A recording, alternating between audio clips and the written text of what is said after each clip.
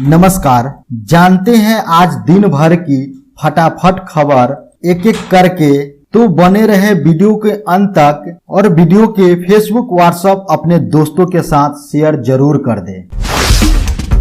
भारत के rapid test kit लौटाने के फैसले पर घबराया चीन, बोला हम परिणामों को लेकर चिंतित। भारत सरकार कोरोना से निपटने के लिए लगातार प्रयासरत है। भारतीय स्वास्थ्य मंत्रालय लगातार देश के लोगों के साथ जानकारी साझा कर रहा है। कुछ समय पहले चीन से भारत सरकार ने कोरोना रैपिड टेस्ट किट आयात की थी, जिनमें से कई रैपिड टेस्ट किट के ठीक से रिजल्ट नहीं देने की शिकायत आई थी। इसके बाद सरकार ने फैसला लिया कि इन कुछ कंपनियों की किटों के वापस चीन भेज दिया जाएगा।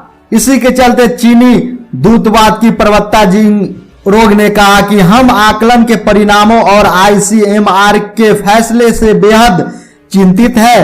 चीन निर्यात किए गए चिकित्सा उपकरणों की गुणवत्ता को बहुत महत्व देता है। बता दें कि चीन से खराब टेस्ट किट सिर्फ भारत को ही नहीं भेजी गई, अन्य देशों को भी इस तरह की दिक्कतें का सामना कर चुके हैं। क्या झूठी है तानाशाह की मौत की खबरें? बोले ट्रंप, मैं सब जानता हूं लेकिन अभी कुछ नहीं बताऊंगा। उत्तर कोरिया के शासक किम जोंग उन की सेहत की खबरों पर तस्वीर साफ होती नजर आ रही है। कहीं बताया जा रहा है कि किम जोंग उन की मौत हो चुकी है, तो किसी रिपोर्ट में दावा किया जा रहा है कि किम बिल्कुल फिट होकर घूम रहे हैं। वही इन्हीं अटकलों के बीच अमेरिकी राष्ट्रपति ट्रंप का कहना है कि किम जोंग उन की जीवित है। साथ ही उन्होंने कहा कि वो कामना करते हैं कि किम जोंग उन जल्दी पूरी तरह स्वस्थ हो जाए। इतना ही नहीं, ट्रंप ने यह भी कहा कि उन्हें तानाशाह किम जोंग उन के बारे में सारी बातें पता है, लेकिन अभी वे ये बातें बता नहीं सकते। बड़ी खबर, नहीं रहे बॉलीवुड अभिनेता इरफान खान। 53 साल की उम्र में बीमारी के चलते हुआ शेयर करें। बॉलीवुड के मशहूर एक्टर इरफान खान हमारे बीच अब नहीं रहे।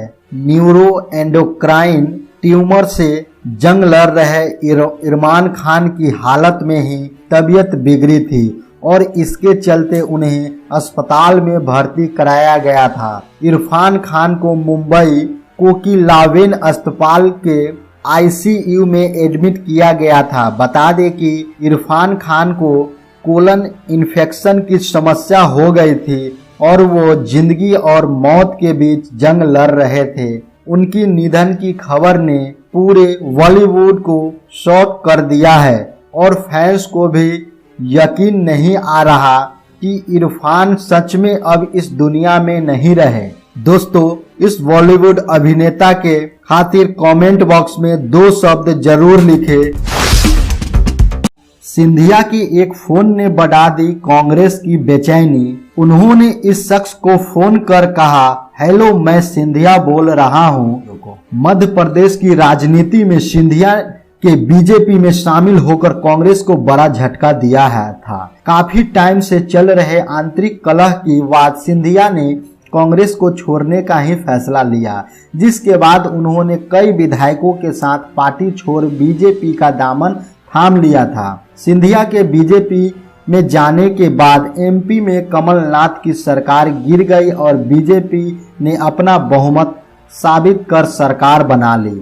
जानकारी के लिए बता दें कि नए भाजपाई बने महाराज ज्योतिरादित्य सिंधिया को अब चुनाव का डर सता रहा है। एक तरफ दुनिया कोरोना महामारी से जूझ रही है, वही बीजेपी में शामिल हुए सिंधिया इन दिनों भी अपनी राजनीति में पकड़ बनाए हुए हैं और घर बैठे काम कर रहे हैं। लॉकडाउन के दौरान सिंधिया कार्यकर्ताओं को फोन कर उससे चुनाव में मदद मांग रहे हैं और आगे के लिए पकड़ मजबूत बना रहे हैं। आपको बता दें कि इंदौर जिले की सावेर सीट से तुलसी सिलावट चुनाव जीते थे और कांग्रेस छोड़ बीजेपी में शामिल हुए थे। इतना ही नहीं, उन्हें अब बीजेपी की शिवराज सरकार में भी कैबिनेट मंत्री बनाया गया है।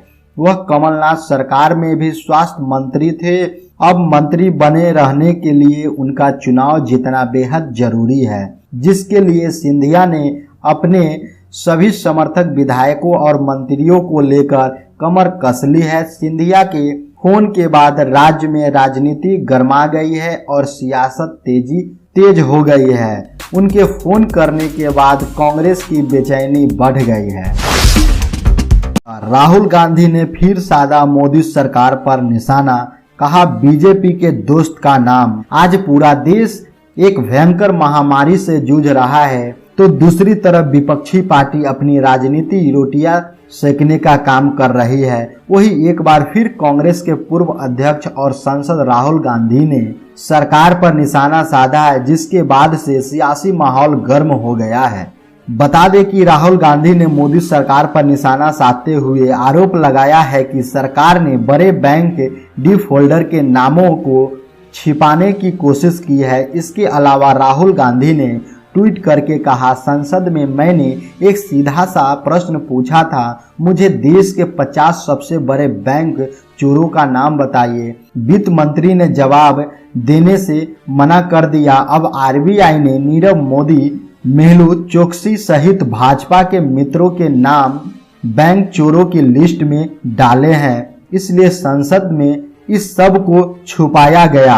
राहुल गांधी के इस ट्वीट के बाद सियासी घमासान शुरू हो गया है, जिसके बाद से सरकार एक दूसरे पर आरोप लगाने का काम कर रही है। बता दें कि मार्च में बजट सत्र के दौरान राहुल गांधी ने लोकसभा में बैंकिंग फ्रॉड का मामला उठाया था। उन्होंने सरकार से देश के 50 बड़े डिफॉल्टर की जानकारी मांगी थी, जिस पर उन्होंने जवाब न मिलने की बात कही थी। इसी के बीच वित्त मंत्री अनुराग ठाकुर ने जवाब देते हुए कहा था कि इसमें छुपाने की कोई बात नहीं, इसकी जानकारी दी गई है। CIC की वेबसाइट पर सारे बिलफुल डिफॉल्टर का नाम दिया है।